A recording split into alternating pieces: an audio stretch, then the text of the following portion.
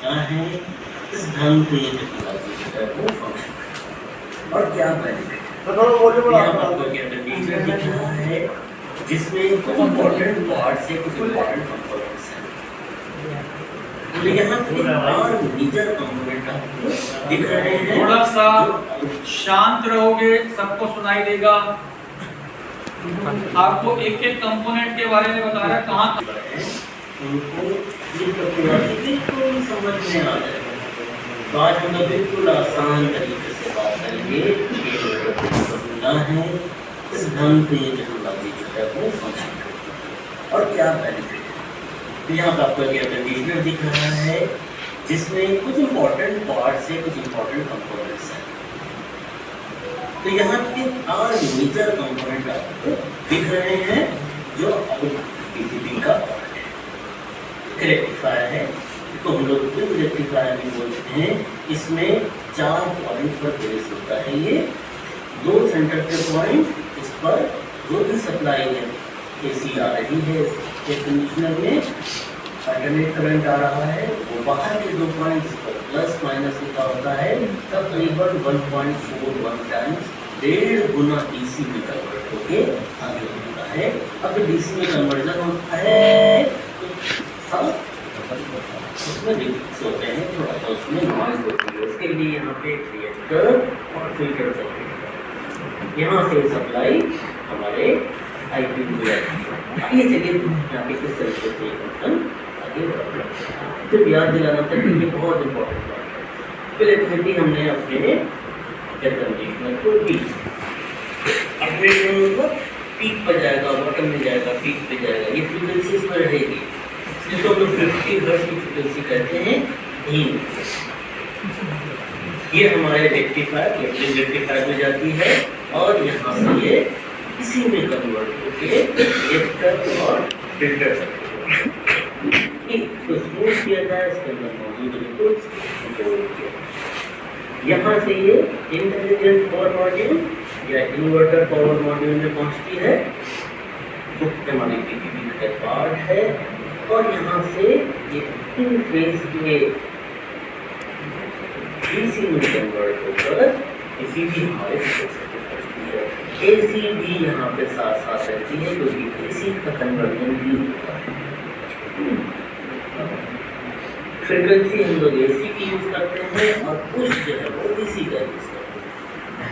अगर हम अपने कंप्रेसर की बात करेंगे तो उस कंप्रेसर में जो वाइंड होती है तो basically magnetic field creator wind है, जो कि सभी वाइंड होती है। लेकिन स्पेशल क्या है कि जो इसके बीच में रोटर जो रोटर लगा हुआ है, तो रोटर तो ये मोटर मिलकर ही मूवमेंट डेवलप होता है।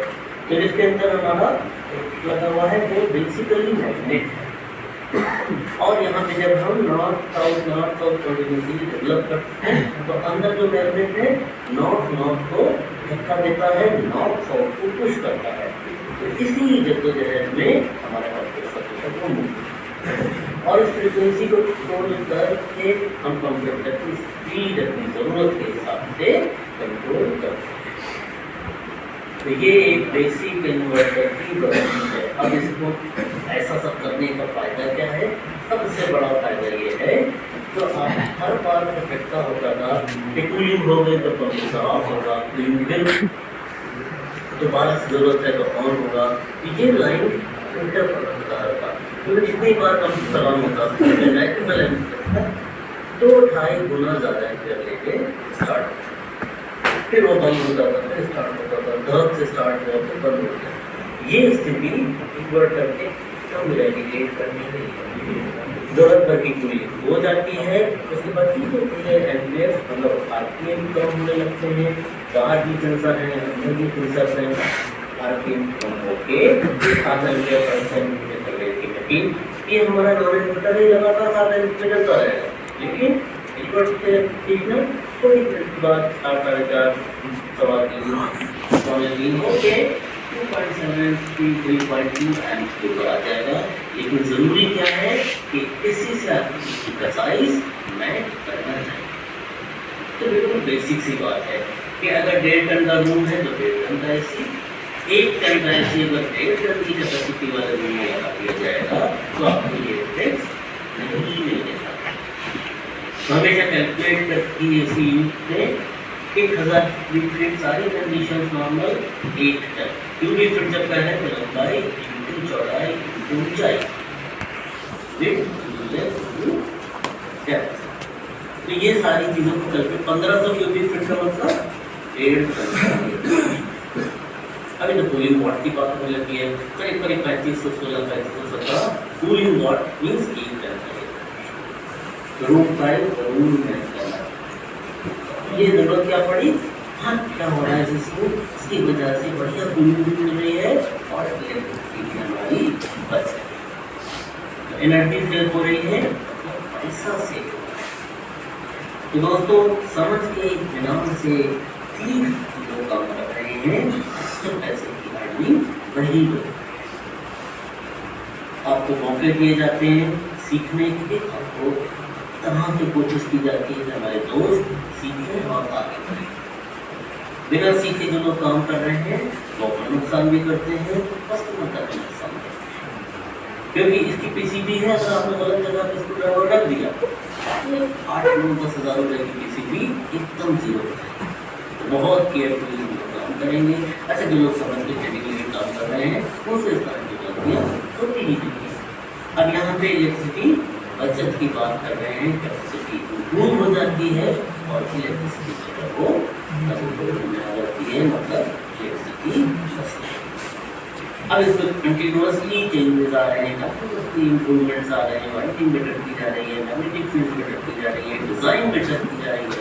तभी आप की जगह पे 2 वाले भी जो डबल रोटर वाले भी जो सिस्टम यूज कर रहे हैं, डबल रोटर वाले भी कंप्लीट कर देंगे।